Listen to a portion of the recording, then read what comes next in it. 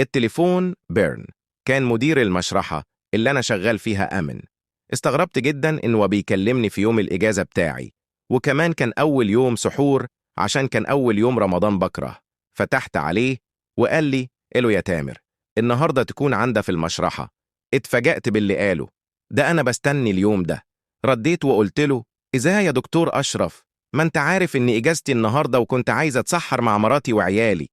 رد وقال: معلش يا تامر، الأمر طقري ومحتاجك وهعوضك مكان اليوم ده بأسبوع بحاله إجازة. قلت له: تمام يا دكتور، شوية وأكون عندك. دخلت أخدت دش ولبست ونزلت، ركبت العربية بتاعتي ومشيت علي المشرحة. لما وصلت المشرحة رحت للدكتور أشرف، لقيته كان جامع كل الدكاترة وكأن في مشكلة كبيرة حصلت. أول ما شافني ندى عليا وفض الاجتماع.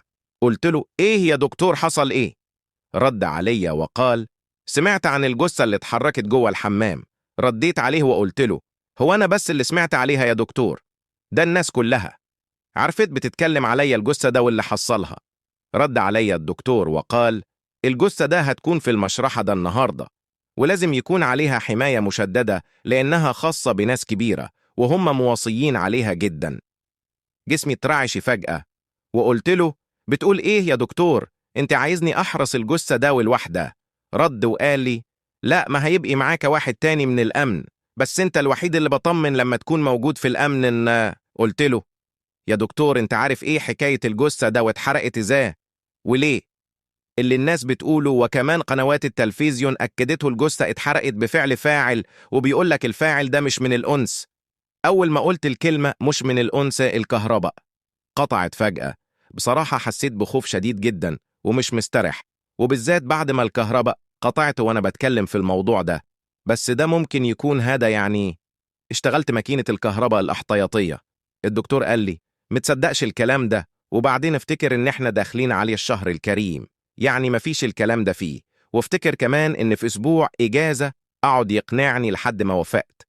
بس كنت حاسس بخوف اول مرة احس بيه، لان انا شغال امن المشرحة بقالي 5 سنين، وكانت بتيجي جثث محروقة ومتقطعة، وما كنتش ببقي خايف ولا حاجة، بس المرة احساس الخوف كان موجود، وكأن قلبي كان بيحذرني من حاجة هتحصل. الجثة وصلت المشرحة بعد ما في حاجة رهيبة حصلت في عربية الإسعاف اللي كانت فيها الجثة. لقيوا الاتنين بتوع الإسعاف اللي بيركبوا ورا مع الجثة، لقيوهم ميتين بسقطة قلبية. الدكتور قال إنهم شافوا حاجة وقفت قلبهم فجأة وما قدروش يستحملوا من المنظر. أنا بعد اللي سمعته سبت المشرحة وروحت جرى عليا البيت. لقيت التليفون بيرن، كان الدكتور أشرف. رديته عليه، لقيته قال: إيه يا تامر، فينك؟ قلت له: فالبيت، وبصراحة يا دكتور مش هقدر أعمل اللي بتقول عليه ده بعد اللي حصل. رد وقال: يا تامر، اللي حصل للممرضين بتوع الإسعاف قضاء وقدر عادة يعني. قلت له: الاتنين في مرة واحدة يا دكتور. رد وقال: ليك إجازة شهر كامل بعد تخلص مهمتك خدمة. بصراحة كنت عايز الشهر الراحة، ووافقت من غير تفكير تاني. رحت المشرحة وقعدت أحارس قدام الغرفة اللي فيها الجثة. الاتنين اللي كانوا معايا كانوا نايمين، وأنا اللي كنت صاحي من القلق والخوف، حاسس بحاجة هتحصل. كنت ببص عليا إزاز باب الغرفة اللي هو مش مبين حاجة غير ضلمة. كنت عايز أدخل الحمام. قومت صحيت واحد من الاتنين اللي معايا يقف في مكاني لحد ما أدخل الحمام. ولما دخلت الحمام بعد ثواني بالظبط سمعت صوت صريخ واستجناد من فرد الأمن.